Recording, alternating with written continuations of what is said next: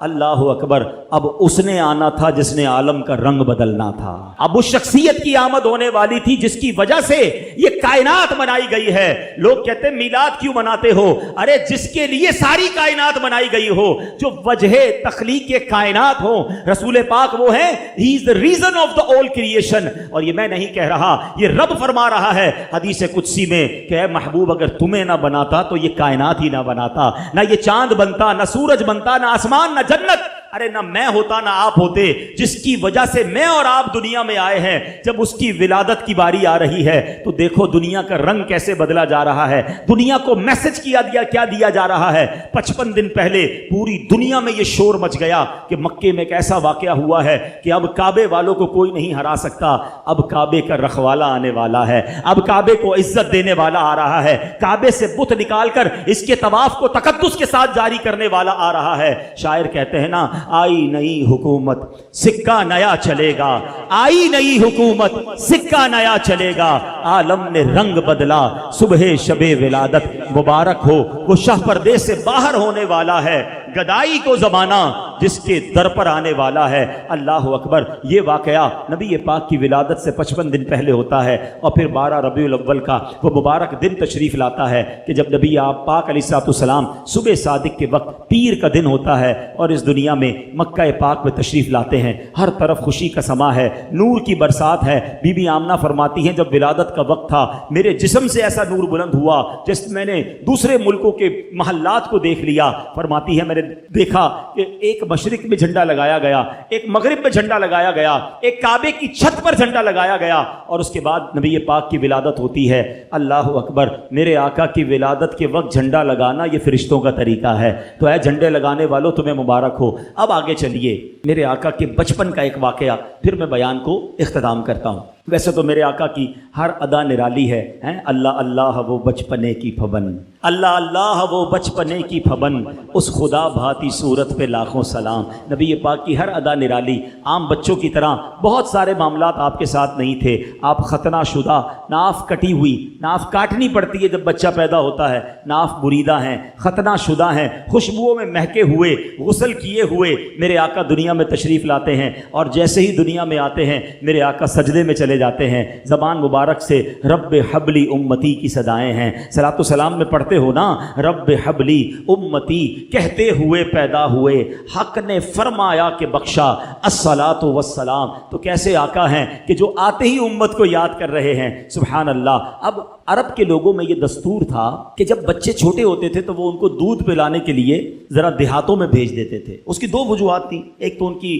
آب و ہوا اچھی ہوتی تھی، صحت اچھی ہو جائے، دوسرا عرب کے لوگوں کو اپنی عربی زبان سے بڑا پیار ہوتا تھا۔ وہ سمجھتے تھے کہ شہر میں زبان جو ہے وہ مکس اپ ہو جاتی ہے، تو گاؤں کی زبان جو ہے وہ ذرا اصلی زبان ہوتی ہے تو بندے کی فصاحت بہتر ہو جائے۔ تو بی بی حلیمہ سعدیہ ایک ایسی دائی ہے، اب دیکھیں کہ کمال دیکھو کہ اس زمانے میں اس وقت اس سال بہت ساری دائیاں مکے آئیں اور بڑے بڑے رئیسوں کے بچے لے کر گئیں، ہمیں کسی کا نام یاد نہیں ہے، مگر ایک ایسی دائی جو آئی تو دودھ پلانے تھی، غریب خاندان سے تعلق رکھتی تھی، خدمت نبی پاک کی 1450 سال ہو گئے، سیرت کی ہر کتاب میں دائی حلیمہ کا نام ملتا ہے۔ میرا نام کرے گا روشن دو جگ میں نام تمہارا، جس نے نبی پاک کی غلامی اختیار کی، جس نے پیارے آقا کے نام کو بلند کیا، ان کا چرچا کیا، اللہ نے اس کے نام بلند کر دیے۔ کیا خوب بات شاعر لکھتے ہیں نا، فرماتے ان کے جو غلام ہو گئے وقت کے امام ہو گئے،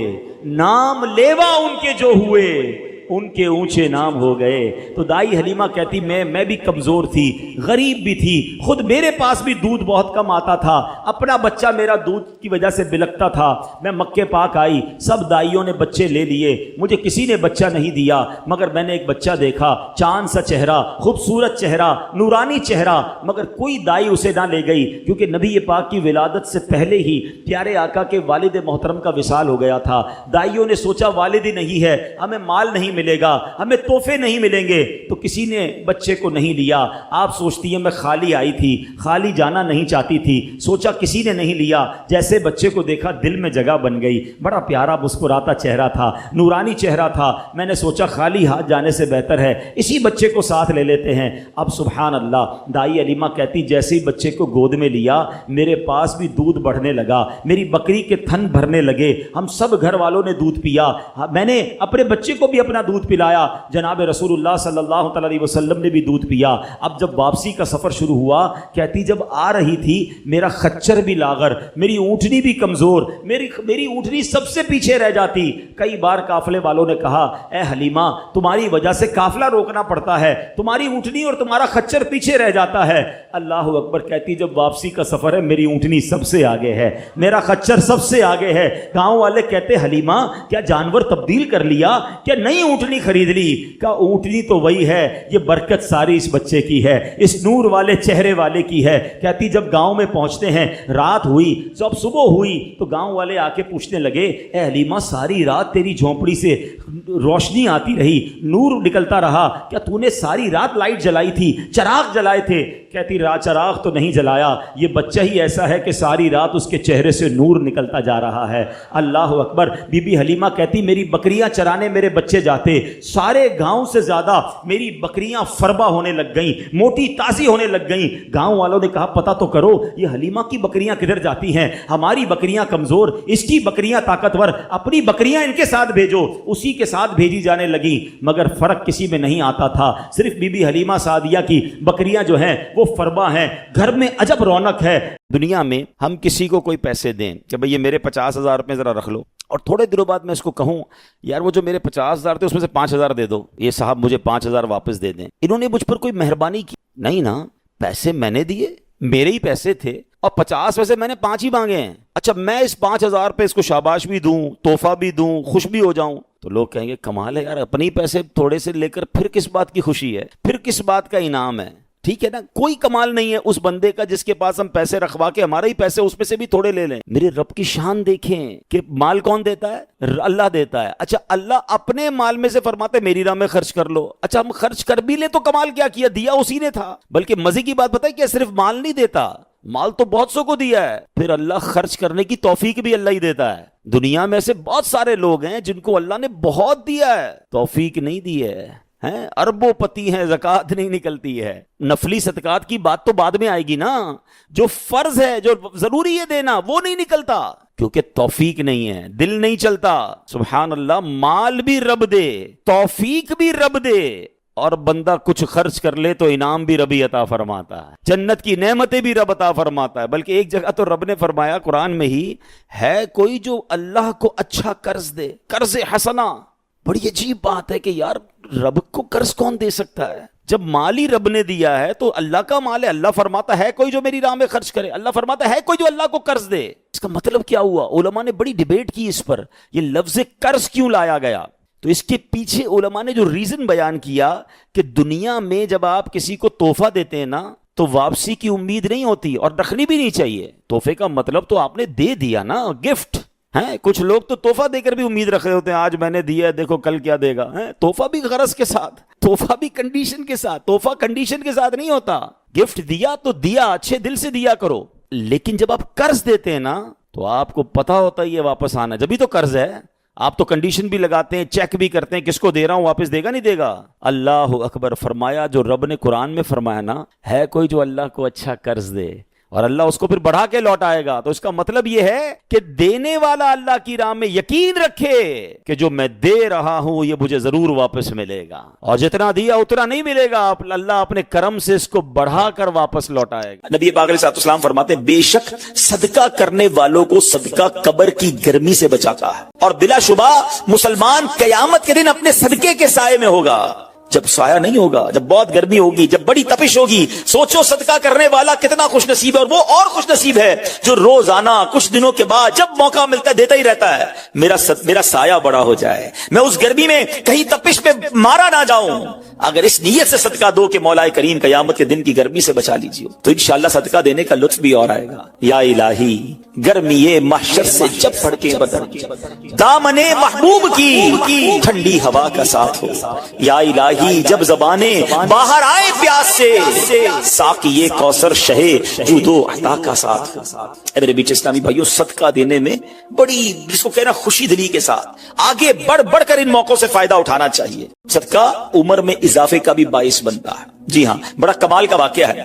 حضرت عیسیٰ علیہ السلام کے زمانے میں ایک دھوبی تھا, لوگوں کے کپڑے آپس میں تبدیل کر دیتا تھا. تو لوگوں نے حضرت عیسیٰ علیہ السلام کو اس کے بارے میں بتایا کہ حضور یہ بندہ بڑا گڑبڑ بندہ ہے, سب کے کپڑے ملا دیتا ہے, تو آپ جو ہے اس بندے کے لیے کچھ کیجئے. آپ نے اللہ کی بارگاہ میں اس کی ہلاکت کی دعا کر دی. وہ بندہ دھوبی اپنے معمول سے گھر سے نکلا, اس کے پاس 3 روٹیاں تھیں. ایک سائل آیا تو اس نے ایک روٹی اسے دے دی.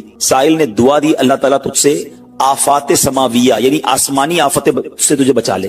دھوبی نے اس دعا سے بڑا متاثر ہوا, ایک اور روٹی دے دی. اس سائل نے دعا کی کہ اللہ تعالیٰ تجھے جملہ آفتوں سے محفوظ رکھے. اس نے تیسری روٹی بھی دے دی. تو دھوبی سے اس سائل نے دعا کی اللہ تعالیٰ تجھے توبہ کی بھی توفیق عطا فرما. اب ایک بڑا سانپ جو ہے اس کی گٹھڑی میں داخل ہو چکا تھا, کیونکہ اب اس کی ہلاکت کی دعا ہو گئی تھی. اس سانپ کی گویا قدرتی یہ ڈیوٹی لگائی گئی تھی کہ اس دھوبی کو کاٹنا ہے. جب دھوبی کپڑے لینے کے ارادے سے اس نے گٹھڑی کے اندر ہاتھ ڈالا تو فرشتے نے اس سانپ کو لوہے کی ایک لگام ڈال دی اور وہ دھوبی سلامتی کے ساتھ واپس آ گیا. دھوبی کو پتہ ہی نہیں چلا کیا ہوا ہے. لوگوں نے حضرت عیسیٰ علیہ السلام سے عرض کی کہ اے روح اللہ, دھوبی تو صحیح سلامت واپس آ گیا, آپ نے تو اس کی ہلاکت کی دعا کی تھی, آپ تو اللہ کے نبی ہیں, ذرا سنو.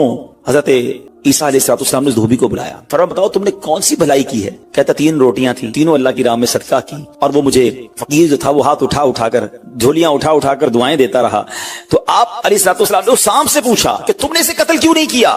سانپ نے عرض کی اے اللہ کے نبی, اللہ عز و جل نے آپ کی دعا قبول فرما لی تھی اور مجھے اس کو ہلاک کرنے کے لیے بھیجا تھا. جب اس دھوبی نے سائل کو صدقہ دیا تو ایک فرشتے نے آ کر مجھے لوہے کی لگام ڈال دی. جب لوگوں نے بات سنی, دھوبی نے یہ بات سنی, اسے بڑا تعجب ہوا کہ اتنا گناہگار, میں لوگوں کو اتنی تکلیف پہنچانے والا, صرف ایک نیکی کی اور مجھے آفت سے بچا لیا گیا. اس دھوبی نے توبہ کر لی کیونکہ اس سائل نے توبہ کی بھی دعا کی تھی. تو پتہ یہ چلا آفتوں سے بچنا چاہتے ہیں, مصیبتوں سے بچنا چاہتے ہیں. آج کل تو کرونا وائرس کا زمانہ ہے, بلاؤں کا زمانہ ہے. ارے اس میں تو زیادہ صدقہ دینا چاہیے, اپنے نام کا بھی, بچوں کے نام کا بھی, فیملی کے ہر فرد کے نام پر صدقہ نکالتے رہیں کہ یا اللہ صدقے کی برکت سے ان بلاؤں ان وباؤں سے بچانا. ارے وباؤں سے بلاؤں سے آنے والی مصیبتوں سے صدقہ کیسے بچاتا ہے کہ سنیے, ایک شخص سیدنا ابو ہریرہ رضی اللہ تعالیٰ عنہ کی بارگاہ میں حاضر ہوا.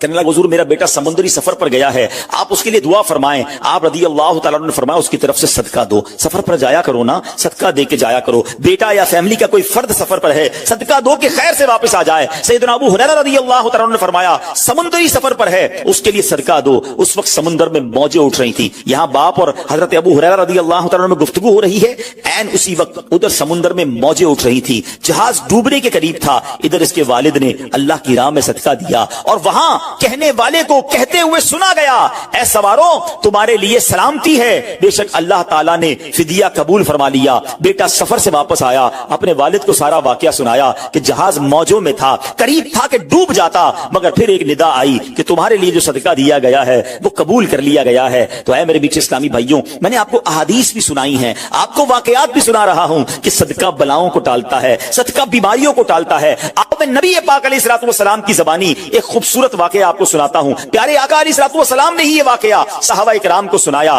واقعہ کیا ہے؟ میرے آقا فرماتے ایک عورت کے منہ میں لقمہ تھا, کھانا کھا رہی تھی, ہاتھ میں لقمہ اور منہ میں ڈال لیا. اتنے میں دروازے پر ایک سائل آیا. وہ عورت کیسی توکل والی, کیسی صدقہ دینے والی, کتنا اللہ کی راہ میں خرچ کرنے والی تھی کہ وہ لقمہ اس نے منہ سے روکا اور سائل کو دے دیا کہ یہ کھا لے, میں بھوکی ٹھیک ہوں, یہ بیچارہ غریب ہے, دے دیا اسے. چھوٹی سی بات تھی. ایک لقمہ کیا ہوتا ہے؟ کچھ لوگ یہ کہتے ہیں پیسے ہی تھوڑے ہیں جیب میں, 5 10 15 روپے 50 روپے 100 روپے کے صدقے سے کیا ہوگا, میں تو خود غریب ہوں. سنو, ایک ہی لقمہ تھا نا, دیگ نہیں تھی بریانی کی, ایک لقمہ تھا. اور یہ واقعہ سرور کائنات علیہ الصلوۃ والسلام اپنے صحابہ کو سنا رہے ہیں. فرمایا وہ لقمہ اس عورت نے روکا اور فقیر کو دے دیا. اب اس عورت کے کچھ عرصے بعد بچے کی ولادت ہوئی. بچہ تھوڑا سا بڑا ہوا, باہر ماں کے ساتھ چلنے لگا, گھومنے پھرنے لگا. تو باہر گیا تو ایک بھیڑیا آیا اور بھیڑیا آ کر اس کے بچے کو اس نے منہ سے پکڑا اور بھاگ. ماں پیچھے بھاگ رہی, میرا بیٹا میرا بچہ, اور بھیڑیا آگے بھاگ رہا ہے. اللہ اکبر. اللہ تبارک و تعالی نے ایک فرشتے کو حکم دیا کہ بھیڑیے کے پیچھے جاؤ, اس کے منہ سے بچہ چھین کر لاؤ اور اس کی ماں کے حوالے کر دو, اور ماں کو کہہ دینا اللہ عز و جل نے تم پر سلام بھیجا ہے اور فرمایا ہے کہ یہ لقمے کے بدلے لقمہ ہے. बात आई समझ में? अपना लुकमा जो तुमने मेरी राह में दिया था, भेड़िया के लुकमे से तुम्हारे बेटे को बचाया है तुम्हारे रब ने, अल्लाह ने सलाम भेजा है। ऐ मेरे मीठे इस्लामी भाइयों, ये हदीस बता रही है कि गुनाह, नेकी जो थोड़ी सी भी हो ना, वो जाया नहीं की जाती, वो अल्लाह के यहां महफूज है। जुम्मे के खुतबे में एक हदीस सुनते हैं, अल बिर्रु ला यबला वज़्ज़म्बु ला युनसा वद्दय्यानु ला यमूत। सुन लो, नेकी पुरानी नहीं होती, गुनाह भुलाया नहीं जाता, और फैसला करने वाला जो रब अज़्ज़ वजल है उसे मौत नहीं आती है। अब हमें सोचना है कि हम नेकी कर भी रहे हैं कि नहीं, कि गुनाह कर करके अपने अकाउंट को भरी जा रहे हैं। ये छोटे छोटे सदके जब जब मौका मिले ना, माशाल्लाह हम जुमा पढ़ने जाते हैं, कल भी जाएंगे, मस्जिदों में हमने देखा होगा मस्जिद का डब्बा आता है सामने, कुछ ना कुछ डाल दिया करो, इस नियत के साथ यार थोड़े और जमा करा दूं अपनी आखिरत में, थोड़े और अपने पैसे जमा करा, थोड़े और आगे चले जाएं। और ये मैं ऐसे ही खुद नहीं कह रहा, सुभान अल्लाह। मैं आपको बड़ी खूबसूरत 2-3 हदीसें सुनाता हूं। पहले तो ये समझिए कि आजकल दुनिया में मैं और आप ये चाहते हैं कि हमारे जो पैसे हैं ना सिक्योर रहें। आजकल बड़ा अजीब मामला, अचानक आग लग जाती है, किसी के पैसे चोरी हो जाते हैं, लोग परेशान रहते हैं, सिक्योरिटी मिल जाए, ठीक है। तो मैं आपको एक हदीस सुनाने जा रहा हूं। नबी पाक अलैहिस्सलाम फरमाते हैं, अल्लाह के हबीब अलैहिस्सलाम फरमाते हैं कि रब अज़्ज़ वजल फरमाता है, यानी ये हदीस कुदसी है। अल्लाह फरमाता है, ऐ इब्ने आदम, अपने खजाने में से मेरे पास कुछ जमा कर दे, अपने पैसों में से कुछ पैसे मेरे पास जमा कर दे। मैं हदीस का खुलासा अर्ज कर रहा हूं, न जलेगा, न डूबेगा, न चोरी किया जाएगा। सुनो कैसी सिक्योरिटी है। इंश्योरेंस आजकल लोग कराते हैं जिसमें बाज़ औक़ात हराम इंश्योरेंस होती है। मैं आपको सुभान अल्लाह एक ऐसी गारंटीड मदनी इंश्योरेंस बता रहा हूं कि रब फरमा रहा है, अल्लाह फरमा रहा है, अपना माल मेरे पास जमा करा दे, न जलेगा, न डूबेगा, न चोरी होगा। और अल्लाह फरमाता है, मैं उस वक्त तुझे पूरा बदला दूंगा जब तू इसका ज्यादा जरूरतमंद होगा। कौन सा वक्त होगा वो? कयामत का दिन, जब बच्चा मां के पास जाएगा ना, मां एक नेकी दे दे, मां फंस गया हूं, एक नेकी चाहिए, मां उस एक नेकी में भी बेटे की मदद नहीं करेगी। मां जाएगी औलाद के पास कि बेटा मेरा गुनाह ले लो, औलाद कहेगा मां से कि नहीं, मैं तुम्हारी मदद नहीं कर सकता। बाप बेटे की हेल्प नहीं करेगा, ऐसा हाल। मगर कौन हामी होगा? अल्लाह अकबर। मेरे आला हजरत से पूछो, फरमाते हैं, रजा उनके सिवा रजा कोई हामी नहीं जहां। कहां? क़यामत के दिन क्या होगा? उनके सिवा रजा कोई हामी नहीं जहां। गुजरा करे पिसर पे फिदर को खबर ना हो। बेटे पे गुजरेगी, बाप भी जवाब नहीं देगा। जरा तसव्वुर करें, इमेजिन करें, क़यामत का दिन होगा, किसी का नामा या माल तोला जा रहा हो और एक नेकी की वजह से वो फंस जाए। गुनाह एक ज्यादा है, पलड़ा बिल्कुल एक नेकी की वजह से नीचे है। कितना याद आएगा कि काश थोड़ा और सदका कर देता, काश 2 रकत नफल पढ़ लेता। नफल छोड़ देते हो ना, नफल ही है ना, है? दुरूद नहीं पढ़ते, जिक्र इलाही नहीं करते, छोटी छोटी नेकी समझकर छोड़ते हो। अगर ये छोड़ते वक्त ख्याल आए ना कि कहीं ऐसा ना हो कि वही एक नेकी कम पड़ गई और मैं, अल्लाह ना करे, जहन्नम में न डाल दिया जाऊं। फअम्मा मन सकुलत मवाज़ीनु, जिसकी तोले भारी हो गई, कुरान कहता है, फहुवा फी ईशतिर रादिया, वो मन मानते चैन में, ऐश में होगा। और जिसकी तोले हल्की पड़ गई, वह अम्मा मन खफ्फत मवाज़ीनु फउम्मुहु हाविया वमा अदराका मा हिया नारुन हामिया। जिसकी तोले हल्की पड़ गई, वो नीचा दिखाने वाली गोद में है, और वो क्या है तुमने क्या जाना? शोले मारती भड़कती हुई आग, यानी जहन्नम में डाला जाएगा अगर तोले हल्की पड़ गई। तो अगर अपने उस स्केल को भारी करना चाहते हो तो अल्लाह फरमा रहा है, उस वक्त में लौटाऊंगा जब तुम ज्यादा जरूरतमंद होगे, जब तुम्हें ज्यादा जरूरत होगी। ये सिक्योरिटी है। अच्छा, फिर कुछ लोग बड़े अजीब हैं, वो कहते हैं यार पैसे तो हमने खर्च कर दिए, रमजान में दी ना, ज़कात भी पूरी दे दी, बड़ा काउंट करके चलते हैं, पूरे हो गए भाई, अब अगले साल आना। वो अल्लाह के बंदो, जो रब तुम्हें रोज दे रहा है, अताएं दिए जा रहा है, और तुम कैलकुलेट करके लॉक कर देते हो सदके को। ऐसा ना करो। मैं आपको एक और हदीस सुनाता हूं। अल्लाह के हबीब सल्लल्लाहु तआला अलैहि वसल्लम फरमाते हैं, प्यारे आका ने फरमाया, माल को रोक कर ना रखो, रोक कर ना रखो, कहीं ये ना हो कि तुमसे भी रोक लिया जाए। हाँ, हमारे लिए तो नहीं रोका जा रहा ना। मिसाल के तौर पे दुकानदार बैठे होंगे या बिजनेस कम्युनिटी के लोग बैठे होंगे, आपका मिसाल के तौर पे महीने का 1 लाख रुपए का खर्चा है। कभी कभी ऐसा भी होता है, पहले 2-3 दिनों में लाख रुपए हो जाते हैं पूरे। तो क्या ताला लगाते हो कि चलो भैया पूरे महीने का हो गया, 27 दिन बाद आएंगे? नहीं, आने दो जितना आ रहा है। हम आने वाली साइड तो नहीं रोक रहे, हाँ, खर्च अल्लाह की राह में करने वाली रोक लेते हैं। जब वो देने में नहीं रोक रहा तो तुम अल्लाह की राह में खर्च करने में ना रोको। मैं हदीस सुना रहा हूं कि रोक कर खर्च न करो, रोक कर न रखो, कहीं ये ना हो कि तुमसे भी रोक लिया जाए। एक दूसरी रिवायत में कि नबी पाक अलैहिस्सलाम ने फरमाया, खर्च करो, गिन कर न रखो, कहीं ये ना हो कि अल्लाह भी तुम्हें गिन कर न दे, कहीं ये ना हो कि अल्लाह भी तुम्हें गिन कर दे। और बचा कर ना रखो, कहीं ऐसा ना हो कि अल्लाह भी तुमसे बचा कर रखने लगे।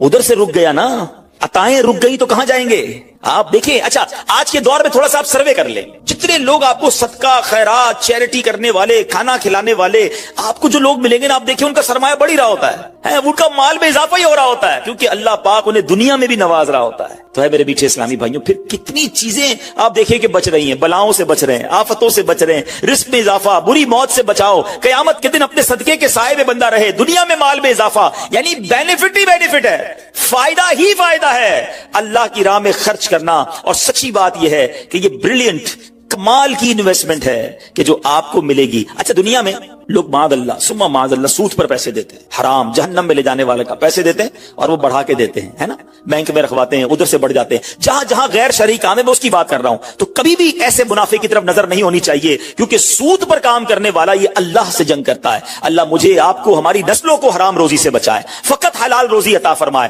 مگر آؤ میں آپ کو ایک ایسی انویسٹمنٹ بتا رہا ہوں جس میں اضافہ بھی ہوگا, اور ایسا اضافہ ہوگا کہ دنیا میں کوئی آپ کو ایسا منافع نہیں دے گا. اور یہ میں نہیں کہہ رہا, حدیث پاک کا مفہوم ہے. ہم جب صدقہ کرتے ہیں نا, میرے اور آپ کے ہاتھ سے نکلتا ہے, اللہ کے حبیب علیہ الصلوۃ والسلام فرماتے ہیں جس کا مضمون ہے کہ جب صدقہ بندے کے ہاتھ سے نکلتا ہے, ہاتھ سے نکلتے ہی اللہ کے دستے قدرت میں چلا جاتا ہے, اور اللہ تمہارے صدقوں کو پالتا ہے جیسے تم جانور کو پالتے ہو. چھوٹا بچڑا ہوتا ہے, چھوٹا جانور ہوتا ہے, آہستہ آہستہ بڑا ہوتا ہے نا. فرمایا جب بندہ کھجور کا صدقہ دیتا ہے نا, قیامت کے دن اس کھجور کے صدقے کا رب کریم اسے احد پہاڑ جتنا ثواب عطا فرمائے گا. بڑھتا جائے گا, بڑھتا جائے گا, تھوڑا تھوڑا صدقہ بھی قیامت کے دن اللہ نے چاہا پہاڑوں کی مانند ملے گا. تو میں آپ سے پوچھتا ہوں کہ آخرت کے اکاؤنٹ میں کیا جمع کروایا ہے؟ لوگ کہتے ہیں میں نے فلاں جگہ سیف ڈپازٹ کرائی ہوئی ہے, فلاں جگہ انویسٹمنٹ کی ہوئی ہے, فلاں پراپرٹی لی ہوئی ہے, اس کا ریٹ بھی بڑھ رہا ہے, ادھر سے کرایہ آ رہا ہے, سونا لے کے رکھ لیا اس کا ریٹ بڑھ رہا ہے, جناب ڈالر رکھنا چاہیے. عجیب عجیب پلاننگ ہے, کس لیے؟ دنیا کے لیے. ادھر کے لیے کوئی اکاؤنٹ کھولا نہیں کھولا. آخر میں آپ کو لاجیکلی ایک چوٹ کرنے والا واقعہ سناتا ہوں, پھر انشاءاللہ کنکلوژن کی طرف آتے ہیں. کہ ایک ملک تھا, اس میں ایک بڑا نرالا کمپٹیشن ہوا, امیزنگ, حیرتناک. بادشاہ تو بادشاہ ہوتے ہیں, مرضی جو ان کی کریں. بادشاہ نے اعلان کر دیا جناب پورے ملک میں چیک کرو سب سے بڑا بے وقوف کون ہے, اس کو تحفہ دینا. عقل مندوں کے مقابلے تو سنے تھے, بے وقوف کا مقابلہ. چلے جناب شروع ہو گئے مقابلے. عجیب عجیب بے وقوف آتے تھے, اپنے کرتب دکھاتے, اپنی باتیں دکھاتے. وزیر تھے جو ٹیسٹ کرتے کرتے کرتے آخر کار ایک بندہ ایسا تھا جس سے بڑا بے وقوف پورے ملک میں نہیں تھا. بادشاہ کے سامنے کھڑا کر دیا. بادشاہ سلامت بڑے تجربے کیے, بڑے ٹیسٹ کیے, he is the biggest fool of our country, یہ ہمارے ملک کا سب سے بڑا جو ہے نا بے وقوف. بادشاہ نے کہا چیک کر لیا, کا چیک کر لیا. بادشاہ نے اپنی مالا اتاری سونے جواہرات کی, اس بے وقوف کو پہنا دی. بے وقوف بڑا خوش گھر آیا. تھوڑے دن ہوئے تو بے وقوف کو پتا چلا کہ بادشاہ سلامت بڑے بیمار ہیں, بڑے زیادہ بیمار ہو گئے. اچھا میں بھی جاؤں گا دیکھنے. تھا تو بے وقوف نا, سمجھ تو پڑتی نہیں تھی. چلا گیا بادشاہ کے پاس, کہا بادشاہ سلامت کیا حال ہے آپ کے, سنائیے, سنا بڑے بیمار ہو گئے ہیں. بادشاہ بہت زیادہ بیمار تھا, آخری لمحات تھے, کہتا ہے بس اب تو اس جہان کو چھوڑ کر جا رہا ہوں. اچھا بے وقوف کہتا ہے بادشاہ کو, اچھا کہیں اور جا رہے ہیں, کہاں جا رہے ہیں؟ تو یہ بھی پتا تھا کہ مرنا بھی ہوتا ہے, بے وقوف جو تھا. تو بادشاہ کہتا ہے میں اس دنیا کو چھوڑ کے دوسری دنیا میں جا رہا ہوں. تو بادشاہ سلامت یہ بتائیے کہ ادھر میں دیکھتا ہوں آپ کا بہت بڑا محل ہے, بیوٹیفل بیڈ رومز ہیں, شاندار مکان ہے, جدھر جا رہے ہیں ادھر مکان بنا لیا آپ نے؟ بادشاہ کہتا ہے نہیں, ادھر تو میں نے جھوپڑی بھی نہیں بنائی ہے. بادشاہ سلامت میں دیکھتا ہوں آپ کے پاس بہت پیسے ہیں, بڑا مال ہے, آپ تو بانٹتے بھی سونا ہی ہیں, سونے کے جواہرات کے ڈھیر لگے ہوئے آپ کے پاس, جدھر جا رہے ہیں ادھر پیسے بھجوا دی نہیں بھجوائے؟ بادشاہ کہتا ہے میں نے تو وہاں بوٹی کوڑی بھی نہیں بھجوائی ہے. بادشاہ صاحب میں دیکھ رہا ہوں آپ کے آس پاس بڑے خادم خادمائیں, کنیز غلام ہیں, ہر طرف آپ کی خدمت گار ہیں, جدھر جا رہے ہیں ادھر کچھ غلام کنیز خادمہ بھجوائے نہیں بھجوائے؟ بادشاہ کہتا ہے ادھر تو کوئی خادم نہیں ہوگا. اس بے وقوف نے بڑی کمال کا کام کیا, اس نے وہ مالا اتاری اور بادشاہ کے گلے میں بنا دی. کہا حضور پھر مجھ سے بڑے بے وقوف تو آپ ہوئے نا, آپ کو پتا ہے آپ کہیں اور جا رہے ہیں, آپ کو پتا ہے اس دنیا سے آپ کسی اور دنیا میں جا رہے ہیں, نہ گھر بنایا, نہ پیسے بھجوائے, نہ خادم بھجوائے, کرو گے کیا ادھر؟ بس تو یہ حکایت ہے, مگر سچ بتاؤ یہ کتنی بڑی چوٹ ہے. شاید جتنے لوگ مجھے یہاں سن رہے ہیں سب گھر میں ہی رہتے ہیں, جھوپڑی میں, یا روڈ پہ کوئی نہیں سوتا ہوگا. دنیا میں جو مجھے سن رہے ہیں بہت سو کے پاس مکانات ہیں, مگر کیا جنت میں گھر بن گیا؟ ادھر سے تو جانا ہی ہے نا, تھوڑے دن رہ گئے. جی ہاں تھوڑے ہی دن رہ گئے. ہمیں نہیں پتا کہ آج کا دن اور آج کی رات بھی زندہ رہیں گے کہ نہیں, لیکن جیسے ہی آنکھیں بند ہوئی, جیسی سانسیں ختم ہوئی, ادھر کیا ہے میرے پاس؟ ادھر تو گھر میرا نہیں, پرایا ترکا. کیا کہتے جیسے ہی میری اور آپ کی آنکھیں بند ہوں گی نا, حساب کتاب شروع ہو جائے گا. یہ بیٹے کو کتنا ملے گا, بیٹی کو کتنا ملے گا, بیوی کو کتنا, جناب رشتہ دار سارے حساب کتاب لے کے بیٹھ جائیں گے. میرا کچھ بھی نہیں بچنا. بلکہ کتابوں میں لکھا کہ جب انسان مرتا ہے نا, قبر میں جاتا ہے, تو گھر والے کہتے ہیں میت نے پیچھے کیا چھوڑا, فرشتے کہتے ہیں میت نے آگے کیا بھیجا ہے. بتاؤ نا کیا بھیجا ہے ادھر گھر ریڈی ہے کہ نہیں؟ ادھر کچھ پیسے, ادھر کوئی ڈپازٹ, جو اللہ فرما رہا ہے اپنا خزانہ میرے پاس جمع کروا, میں تجھے لوٹاؤں گا, میں نے جمع کروایا کہ نہیں؟ یہ سوچنے والی بات ہے. یہ سب ادھر رہ جائے گا, کتنا کھا لوں گا میں, کتنا پہن لوں گا, جو بڑا ہوا وہ ادھر ہی رہ جانا ہے. ادھر بھیج دوں کیونکہ وہاں اکیلا ہوں گا. میرے اعمال تولے جائیں گے اور مجھے پتا ہے گناہ ہی گناہ ہے, خطائیں ہی خطائیں ہیں. مارا جاؤں گا, پکڑا جاؤں گا, اگر اللہ صدقہ قبول کر لے, کچھ نیکیاں ایسی کر جاؤں جو آخرت کے اکاؤنٹ میں جمع ہو جائیں. اے میرے میٹھے اسلامی بھائیوں, خدا را آج یہ ذہن بنا لیجئے کہ جب بھی اللہ کی راہ میں خرچ کرنے کی باری آئے تو اس کو برڈن فیل نہ کریں, بوجھ فیل نہ کریں, سعادت فیل کریں, محسوس کریں کہ یا اللہ تیری مہربانی, پھر موقع دیا اپنے اکاؤنٹ میں جمع کرانے کا.